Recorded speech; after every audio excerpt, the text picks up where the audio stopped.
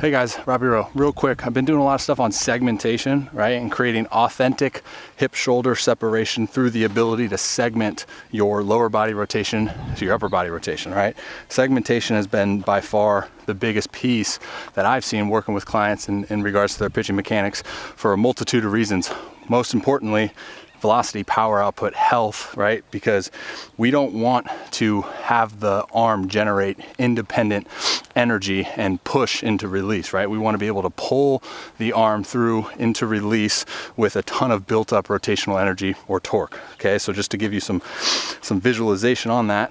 Now, when I come in to my drive phase, my lower body initiates rotation through the hip rotation mechanics, pretty much center of the hip rotation in the drive phase, and then upon landing, I want neutral trunk, hips open at roughly 45-degree angle. So now this allows us to have that rotational energy, pull the arm through, increasing the arm speed naturally through the use of the body. So we, like I said, we don't have to force the arm to generate all of this power and push it and all this stuff. So a piece that I wanted to talk about was the slope, the mound, right? And how timing influences segmentation differently when we're on a slope.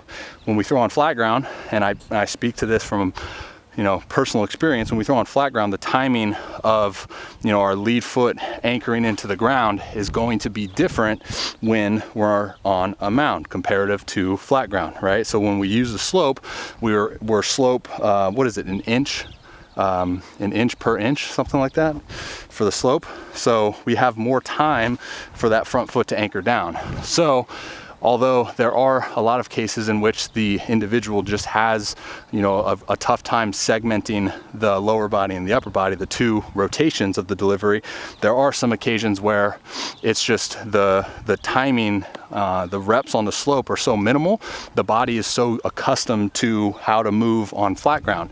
The body is so adaptable, man. It's going to adapt to whatever, environment, any stimulus that you give it. So if we're doing a ton of reps from a, flat ground, from our long toss, from our pull downs, all that stuff on, in our catch play on the flat ground, then the body's only going to know one stimulus. So that's why I'm a huge advocate for, changing things up, deviation, constant deviation. I love uphill progressions, right? Like off the back of the mound, lead leg up, down, anchor down. That's a different timing, and even just incorporating more mound reps, right?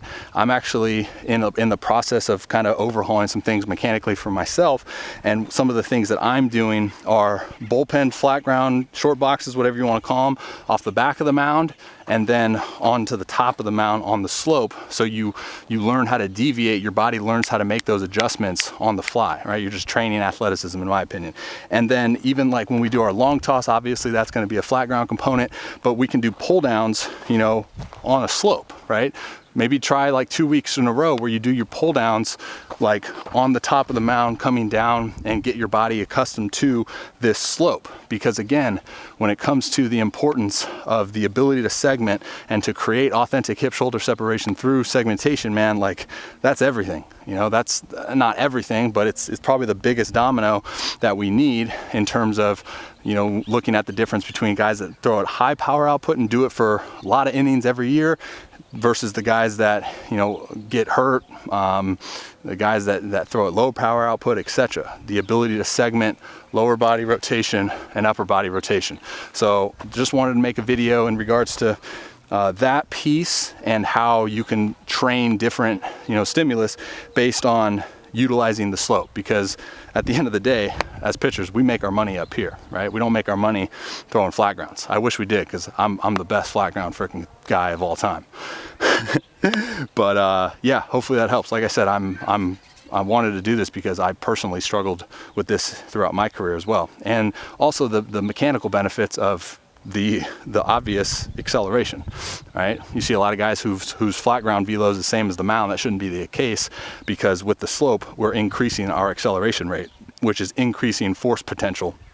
And if those two velos for you are the same, or flat ground's higher, like I've been in the past, there's a big breakdown. So you want to incorporate more slope work to get used to that acceleration, and obviously, the stability component to that as well. So hopefully that makes sense, and encourage you, if you're somebody that does struggle with that, to hammer out more reps on the slope and get yourself used to the timing differences from the sloped comparative to the flat ground. Cool. Here comes the cheddar cheese. Hesitation. Odds that was a strike. 3%.